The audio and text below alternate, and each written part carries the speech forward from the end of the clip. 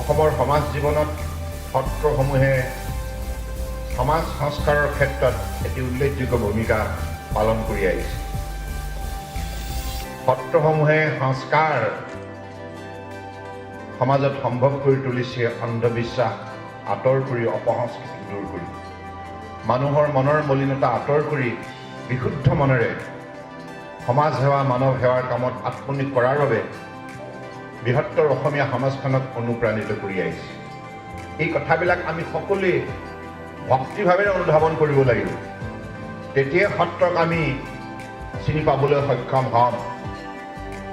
আৰু য'ত সত্ৰ প্ৰতিষ্ঠা হয় তাৰ চৌদিশে বসবাস কৰা সকলো আমি বৈষ্ণৱপ্ৰাণ ভক্তসকলে ভগৱান কৃষ্ণৰ নামত আমি সকলোৱে প্ৰতিজ্ঞাবদ্ধ হ'ব লাগিব যে আমাৰ এই অঞ্চলত আমি বেয়া কাম কাকোৱে কৰিবলৈ নিদিওঁ। মই নিজেও নকৰোঁ, আনকো এই ক্ষেত্ৰত বাধা প্ৰদান কৰিম। পুৱা গধূলি সত্ৰসমূহতো ভগৱান কৃষ্ণৰ গুণানুকীৰ্তন চলিয়েই থাকে।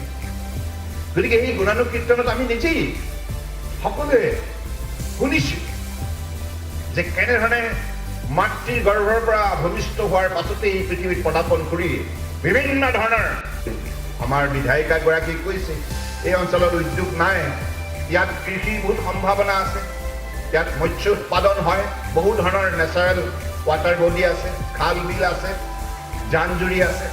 গতিকে আগন্তুক দিনত ঘৰে ঘৰে পুখুৰী, ঘৰে ঘৰে মাছ, এই আঁচনি আমাৰ চৰকাৰে হাতত লৈছে। গতিকে উঠি অহা প্ৰজন্মক মই ভাবোঁ এই ক্ষেত্ৰত দৃঢ়তাৰে আত্মনিয়োগ কৰাৰ নিমিত্তে আপোনালোকে বিধায়িকাৰ যোগেদি বিভাগৰ কৰ্তৃপক্ষৰ সৈতে যোগাযোগ কৰি এই আঁচনিৰ পৰা আপোনালোকে লাভান্বিত হওক। কাৰণ অসমৰ যিখন মাছৰ বজাৰ, এই মাছৰ বজাৰ কেইবা হাজাৰ কোটিৰ। কাৰণ আমাৰ অসমৰ 3,30,00,000 মানুহৰ বাবে আমি সকলো মাছ যোগান ধৰিব নোৱাৰোঁ। এতিয়াও বাহিৰৰ পৰা মাছ আমি আমদানি কৰিব লগা হয়।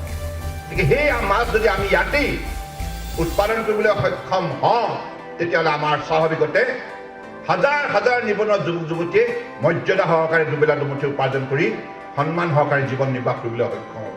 তেনেধৰণে কৃষি খণ্ডটো পৰ্যাপ্ত পৰিমাণৰ শক্তি মজুত আছে। আজি ফল মূল উৎপাদনৰ ক্ষেত্ৰতো পৰ্যাপ্ত পৰিমাণৰ আমাৰ মাটিত সেই উৰ্বৰতা শক্তি আছে।